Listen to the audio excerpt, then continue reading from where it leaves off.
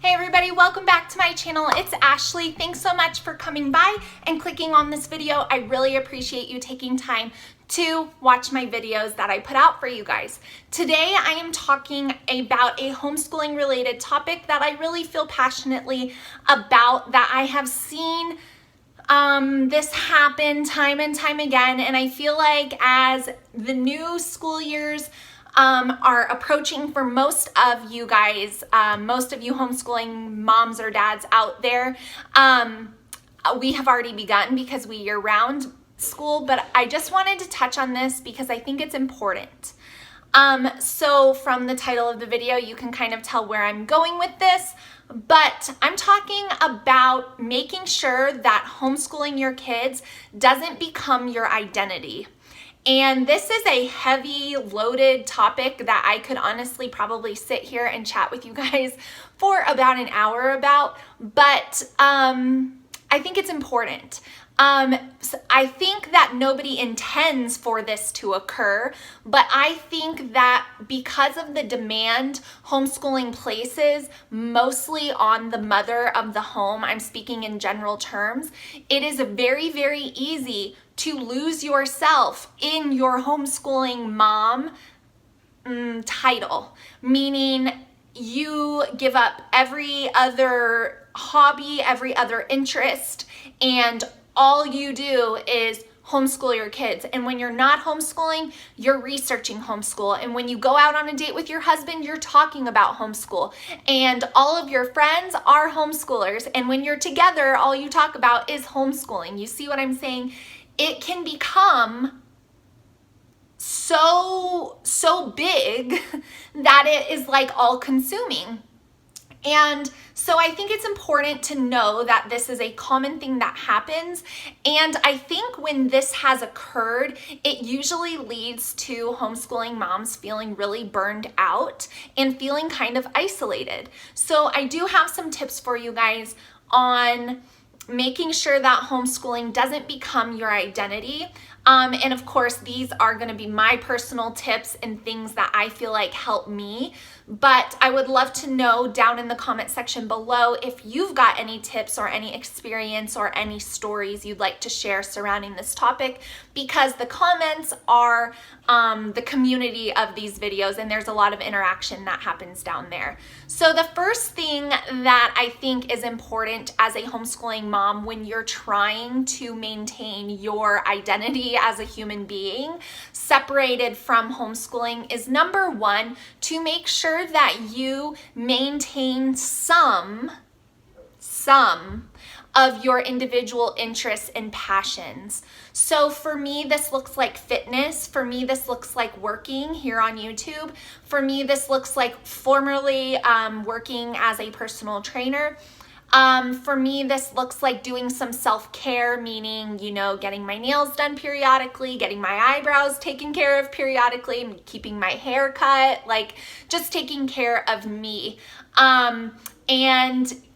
So those are some of the self-care things that I do. God is also a huge part of how I care for my whole self, but I realize that not everybody believes the same thing, so I will be touching on things that I feel like are applicable to everybody.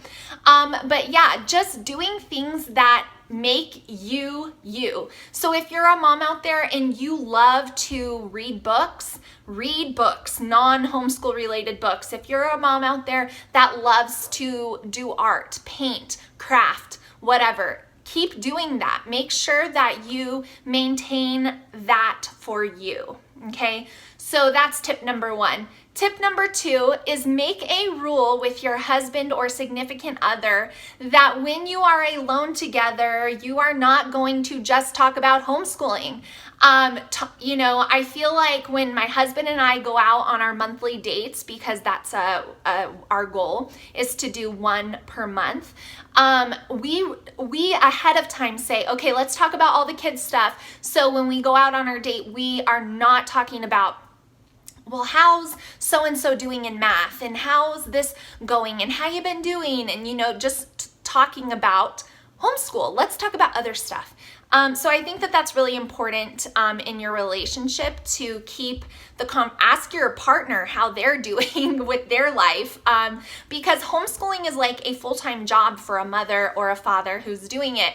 And so, you know, in correlation, if your husband is a full-time worker, then, you know, make sure you're aware of what's going on in his life, and things like that. So make the rule that when you are out on a date or you get some alone time sitting on the couch at night, not even if you're out on a date, that you're not always just talking about homeschooling with your significant other. The third tip kind of ties into that, but make sure that you are hanging out with your friends that you really truly love spending time with on a regular basis. Make time for that. Carve time out for that. Now, even if your friends are homeschoolers, because I have a lot of friends that I love dearly that are also homeschoolers, but when we go out, we sure will talk about homeschool or how things are going or this or that for a couple of minutes, but we talk about everything, like all the other things.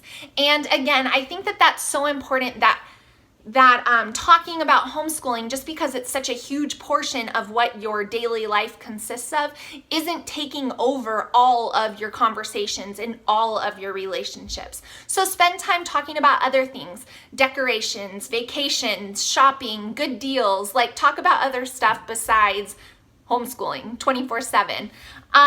The fourth tip that I've got for you in making sure that homeschooling hasn't or isn't taking over your identity is to make sure that you do not isolate yourself away from other people that do not homeschool their kids. Now, this can be really difficult, and I've experienced this already, because when I have girlfriends whose kids are in public school, they are free, obviously during the school year, 5 days a week, all day long, and I am not. I have got my 4 kids with me 24/7.